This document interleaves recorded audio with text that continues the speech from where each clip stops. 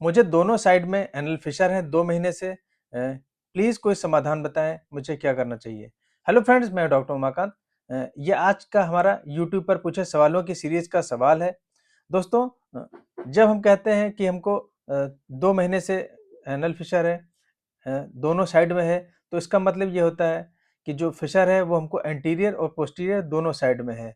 जैसे कि हम जानते हैं फिशर को हम लोग 2 कैटेगरी में रख सकते हैं, एक्यूट और क्रॉनिक की। जो भी फिशर 6 से 8 हफ्ते के अंदर के होते हैं, उनको हम लोग एक्यूट फिशर कहते हैं, और जो 6 से 8 हफ्ते से ज़्यादा के फिशर होते हैं, उसको हम लोग क्रॉनिक फिशर कहते हैं। हम लोग ऐसा क्यों कहते हैं? दोस्तों, जैसे किसी को बहुत हार्ड स्टूल है, या उसने बहुत ज़्यादा स्ट्रेनिंग की है, ऐसी परिस्थितियों में हमारे जो मल का रास्ता है वो बहुत ज़्यादा फैलने की वजह से वहाँ पे एक कट डेवलप हो जाता है। एक जो भी कट होता है, वो एक्यूट फिशर हम लोग उसको कह सकते हैं, क्योंकि वो ताज़ा कट अभी लगा हुआ है। लेकिन यही जो फिशर है, ये अगर समय से हील ना हो और ये 6 से 8 हफ्ते से ज़्यादा का हो जाए, तो इसको हम लोग क्रॉनिक फिशर की कैटेगरी में रख सकते हैं।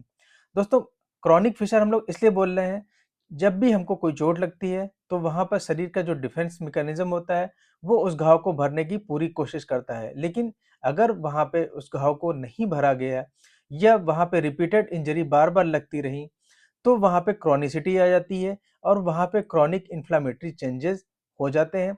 जिसका मतलब ये होता है कि अब शरीर उस घाव को पूरी तरह से भर नहीं पाएगा, तो वहाँ पे वो फाइब्रोसिस करने लगता है और क्रॉनिक इन्फ्लेमेटरी सेल्स वहाँ पे इकट्ठा होने लगती हैं। इसीलिए 6 से 8 हफ्ते से ज़्यादा के फिशर को हम लोग क्रॉनिक फिशर कहते हैं, और 6 से 8 हफ्ते के अंदर के जो फिशर हैं, उनको हम लोग एक्यूट फिशर कहते हैं। किसी भी चोट को हम लोग जितनी जल्दी ठीक कर लेते हैं, वो उतनी जल्दी पूरी तरह से वहाँ की स्किन सही हो जाती है। लेकिन जब वहाँ पे क्रॉनिक इन्फ्लेमेटरी चेंजेस आ जाते हैं, तो शरीर उन घाव को अच्छे से भर नहीं पाता है। तो इस सवाल में जो हम लोग देख रहे थे कि इनका जो घाव है वो लगभग 2 महीने का है। तो इसको हम लोग लगभग एक्यूट की कैटेगरी में रखेंगे। लेकिन हम लोग को कुछ चीज़ें यहाँ पे ज़रूर ध्यान रखनी पड़ेंगी। जब भी हम लोग को फिशर बनता है, तो फिशर के जो बहुत मेन कारण होता है, वो हमारे स्टूल की हार्डनेस होती है। मतलब अगर हमें हार्ड स्टूल होगा, तो हमें इंजरी ज़रूर लगेगी।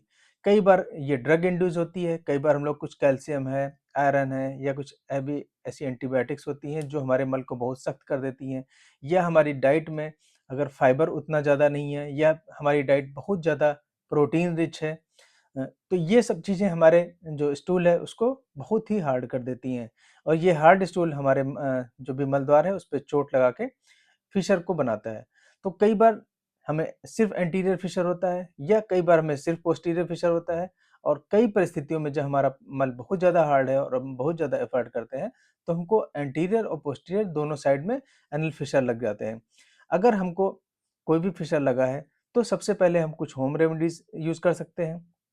क्योंकि इसका जो सिम्पटम होता है उसमें बहुत ही शार्प शूटिंग पेन होता है, बर्निंग होती है।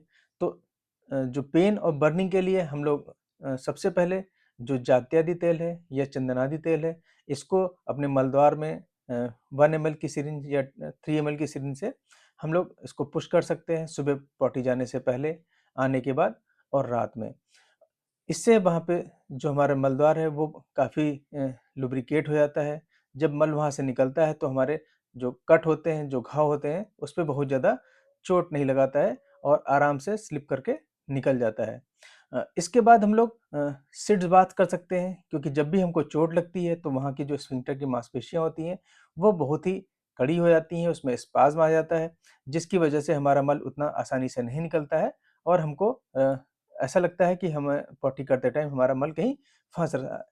इसलिए हम लोग सिट्स बाथ कर सकते हैं। सिट्स बाथ करने का सबसे अच्छा तरीका होता है, एक टब में हल्का गुनगुना पानी डाल के थोड़ी-सी पिसी फिटकरी मिला सकते हैं। फिटकरी की मात्रा हम लोग आधा चम्मच से ज़्यादा ना लें, और हल्के गुनगुने पानी में हम लोग फिटकरी मिला के 4 से 5 मिनट बैठ सकते हैं। इससे हमारी जो स्फिंक्टर की मांसपेशी होती है, वो थोड़ा रिलैक्स हो जाती है। स्पाज़्म कम होने की वजह से भी हमें पेन और बर्निंग में थोड़ा-सा आराम मिल जाता है।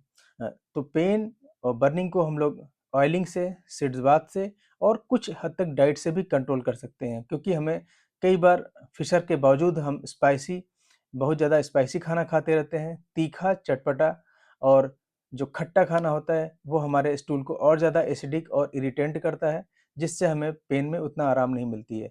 तो हमें अपनी सादा, सिंपल और आसानी से डाइजेस्ट होने वाली डाइट पे आ जाना चाहिए।